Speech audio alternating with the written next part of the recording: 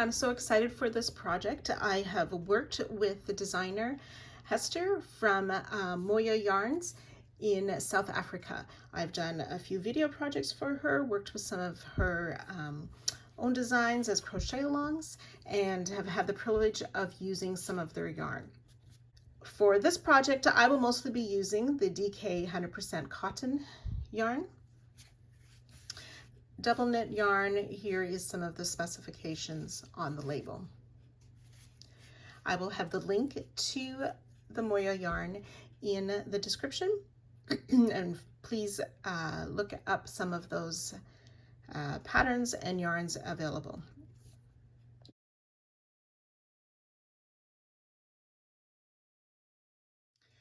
So taking your background color, I am going to be using this red color. It is listed as cherry on the MoYa cotton colors. We are going to chain 75.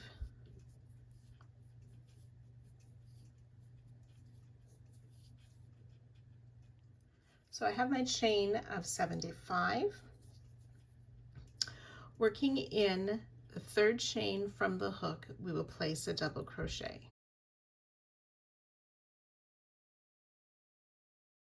So those 3 chain that we skipped forms 1 double crochet. So we will just double crochet in each of the chains all the way to the end.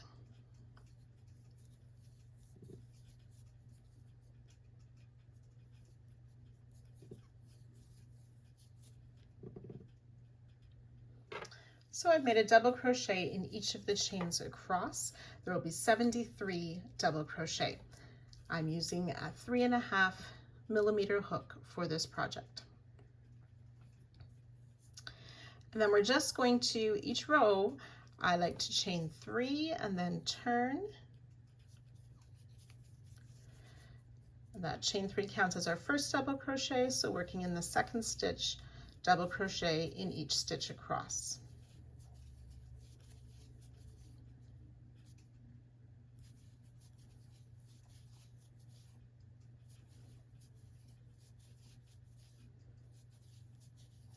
So 73 double crochet, the turning chain 3 counts as a double crochet, and you will do that for a total of 66 rows.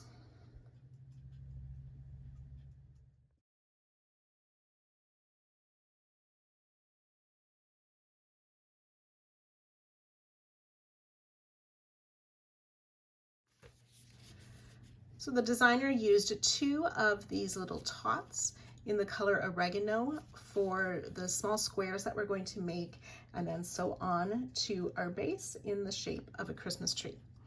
They have a whole kit of other color ranges available in these tots, which is a wonderful present to give or receive and fun to work with.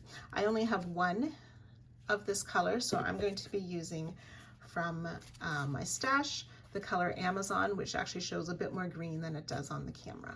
So to make this small square, we will chain 11.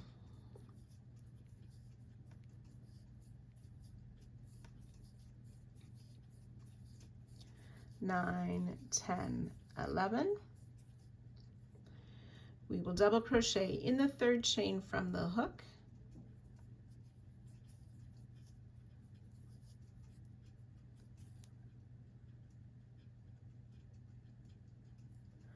And in each of the remaining chains.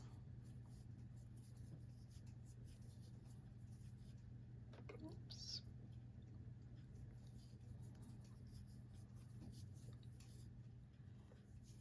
So we have double crochet in each chain across. So we'll chain 2.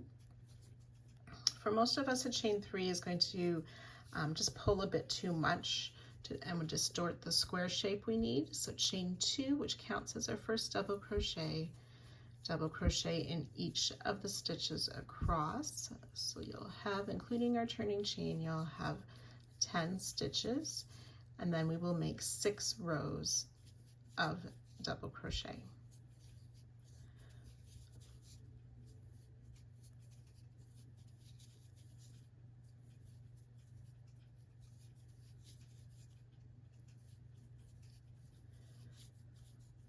working in the top of that turning chain. Okay, so that's 2 rows, and like I said, we want a total of 6 rows. So you can go ahead and work those remaining rows now. So there's my 6 rows to make a square. I fastened off with the long tail since I'm using a larger ball anyways, which will allow me to sew this square onto our base.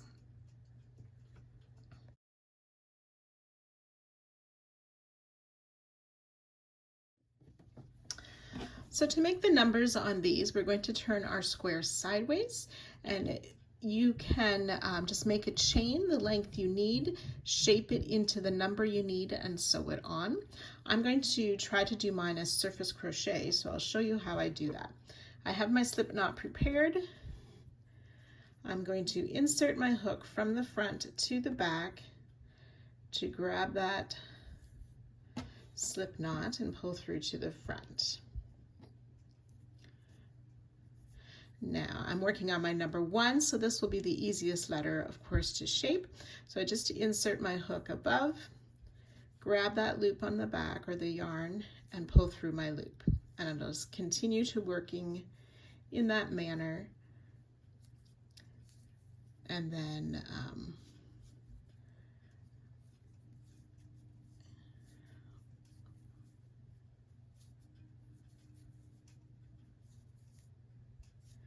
then to finish, I like to insert my hook from back to front and pull that loop through, through to the back side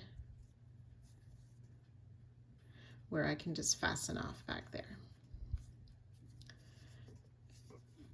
And so that's my number 1. We'll need a total of 25, so it shows days 1 through 25.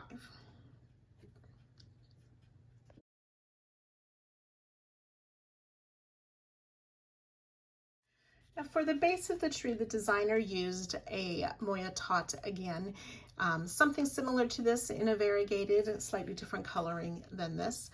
I don't have one in a color I prefer for my project, so I'm going to be using their cotton in the chestnut color for the base of our tree. So we want to start for the pot or the stand for our tree with a chain of 22. And then again, starting in that 3rd chain from the hook, we will place a double crochet in each stitch or each chain across, which will give us 21. Double crochet, and then you'll just chain 2, turn, double crochet in each stitch for a total of 6 rows of double crochet.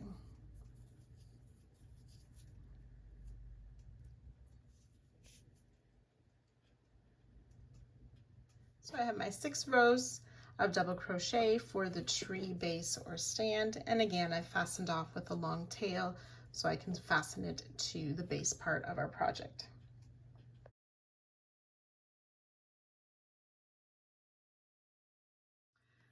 For the star at the top of our tree, the designer used a bamboo tot.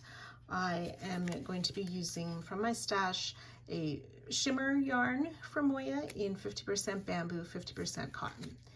The bamboo gives a lovely sheen or shine to the yarn too that the light catches. Super soft. I love working with the shimmer yarn. So for the star, we are going to chain 6.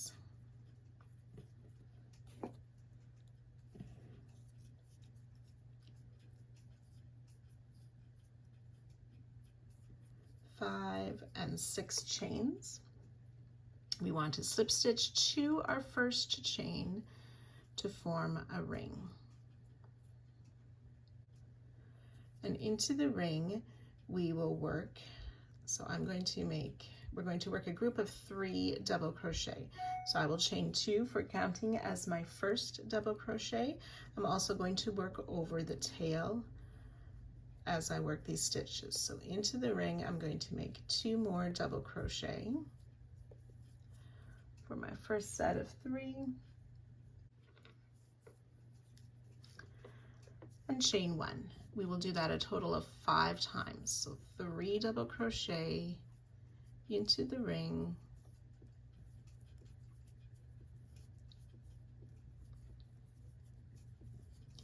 chain 1. So that's twice. You can go ahead and finish 3 more repeats.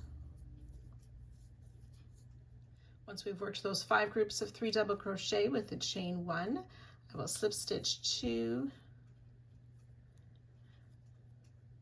So you can slip stitch to the starting stitch. I'm going to instead replace that last chain 1 with a single crochet to the top of the starting chain, which creates my chain 1 space. And then for the second round, in each chain 1 space, we're going to double crochet twice. So my first double crochet is going to be a chain 2, then into that space that I created with a single crochet, I'll place another double crochet and a treble. Chain 3, back into that same space, another treble, and 2 more double crochet. So each chain 1 space will have 2 doubles, a treble, chain 3, treble, 2 doubles. And we'll work that a way around.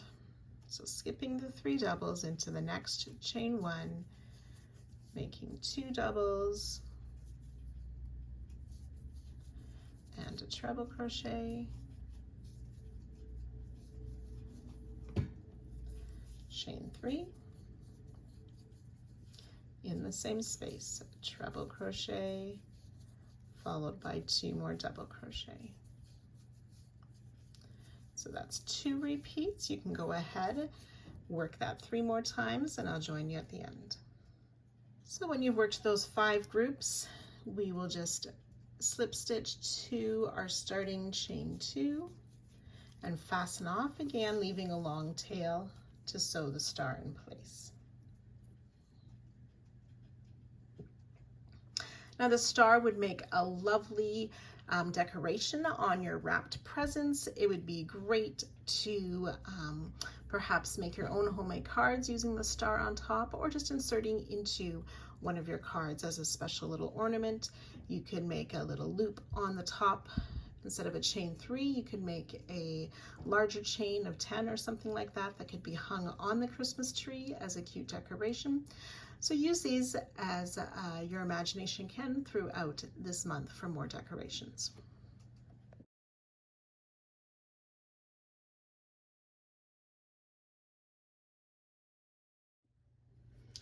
So when you have finished making your background piece or the base for this project, we want to start sewing some of our other pieces on. So I have just marked in my 3rd row from the bottom where the center stitch is in this row to have a guideline, and then I'm taking the trunk or the stand of the Christmas tree, that piece, and I'm just going to line it up, the middle stitches together there, sort of the bottom of this at the bottom of that row 3, so that we have 2 rows below that. And then taking my long tail, I am just going to sew this piece on in place. Okay, so you can do that. Thread the darning needle and just begin sewing the piece through the stitches in whichever manner you like to sew your pieces on, and fix that. So next you're going to want to decide how you want to lay out your numbers. And that might be dependent a bit on how you're going to use this project. If you have made all 25 of your numbers, you could line them up to form a Christmas tree, and I'll show you that picture in a moment. So you would just take your center 2 and kind of line it up with the base, and this bottom row of the tree would have 4 of these squares, and then you would go to 5. So you would go to 6 squares, 5, 4, 3, 2, and 1 at the top. So you could sew these on all 3 sides and leave the number as a little pocket. You could insert candies or a small little gift, and then use this as an advent calendar, and each day someone, your child or whoever, could pull out the little gift tag for that day. I am going to be using this more as a countdown to Christmas, or sort of the month of December leading up to Christmas. So I'm going to want to place my number 1 at the top, and each day I will sew on a new number until I've counted to Christmas the 25th. So that's how I'm choosing to use my calendar or my project. So if you're doing it the way I said before, it's easy to line up your squares from the bottom going up. I'm doing mine a little bit harder because I'm starting with number 1 at the top of the tree.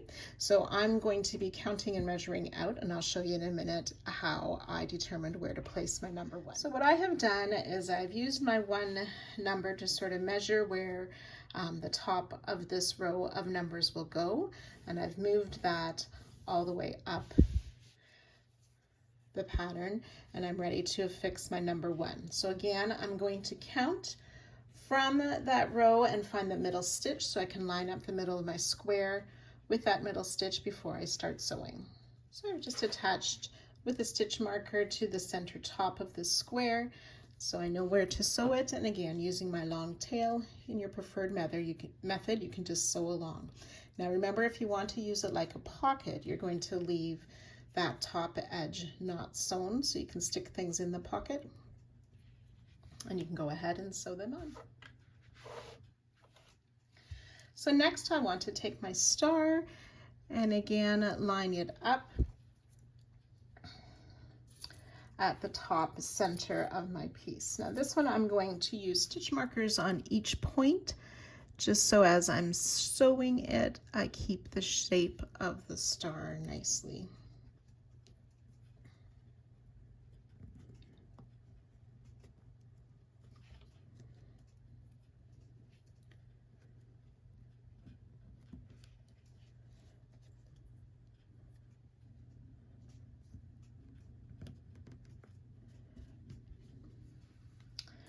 There we go. And then again, you can put the long tail on your darning needle and sew around the edge to secure the star.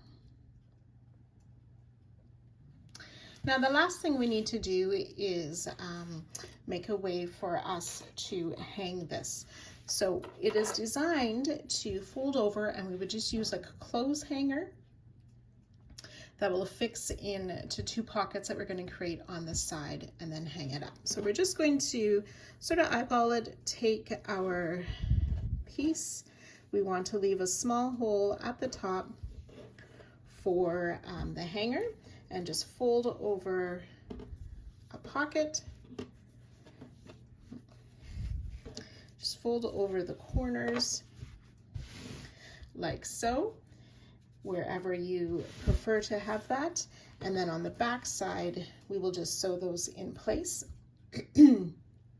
all across the bottom, and then leaving this open so we can insert our hanger. So you can go ahead and work on those now.